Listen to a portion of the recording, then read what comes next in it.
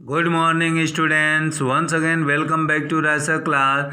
Students, today I am going to teach you about past perfect tense. So please open your notebook and write down topic past perfect tense.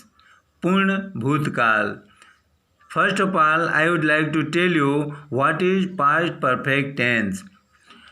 Past perfect tense is used to express an action completed before a certain moment in the past. तो भूतकाल में एक निश्चित समय से पहले समाप्त हुए कार्य को दर्शाने के लिए हम पास्ट परफेक्ट टेंस का प्रयोग करते हैं. Now students, write down introduction. At the end of Hindi sentences of this tense चुका था, चुके थे, चुकी थी एट्सेट्रा आर यूज्ड.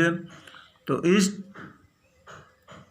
टेंस के हिंदी वाक्यों के अंत में चुका था, चुके थे, चुकी थी आदि आते हैं. Now students, write down rule number 1. To make affirmative sentence of this tense, first of all we use subject and only one helping verb had is used. After that we use third form of main verb. At last object is used. For this we use the following pattern. तो इस tense का स्वीकारात्मक वाक्य बनाने के लिए सबसे पहले हम कर्ता का प्रयोग करेंगे. उसके बाद केवल एक सहायक क्रिया हैड का प्रयोग किया जाता है. फिर मुख्य क्रिया का तीसरा रूप और अंत में कर्म का प्रयोग करते हैं. इसके लिए हम निम्नलिखित पैटर्न्स का प्रयोग करते हैं. In the active voice first of all we use subject. After that helping verb had and third form of main verb. At last object is use. Active voice में सबसे पहले कर्ता, उसके बाद सहायक क्रिया हैड का प्रयोग करेंगे, फिर मुख्य क्रिया का तीसरा रूप और अंत में कर्म का प्रयोग करते हैं. In the passive voice first of all we use object. After that helping verb had and then we use been and third form of main verb. Preposition by. At last subject is use.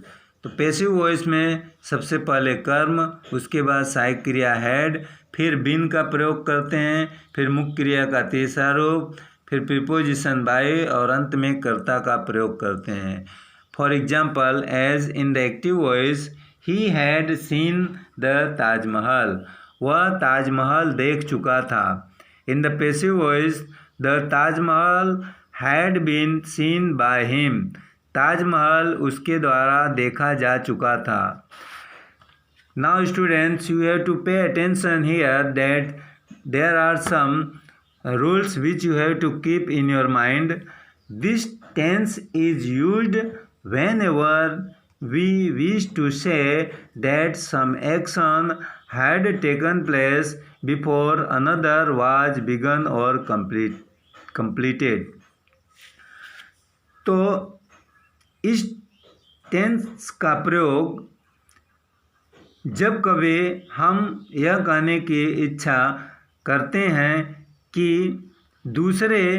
दूसरा कार्य के शुरू होने अथवा समाप्त होने से पहले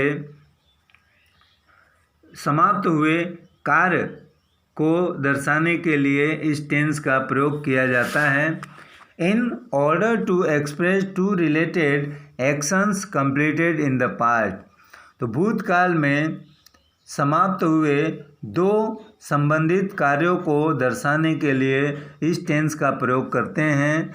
we use the past perfect tense for the action which took place earlier in the past. तो भूतकाल में पहले समाप्त हुए कार्य को दर्शाने के लिए हम पास्ट परफेक्ट टेंस का प्रयोग करेंगे. We use the past indefinite tense for the action which took place later in the past. तो भूतकाल में बाद में समाप्त हुए कार्य को दर्शाने के लिए हम पास्ट इंडेफिनिट टेंस का प्रयोग करते हैं। So students, this is enough for today. Now I will teach you about for earlier action tomorrow. Thank you.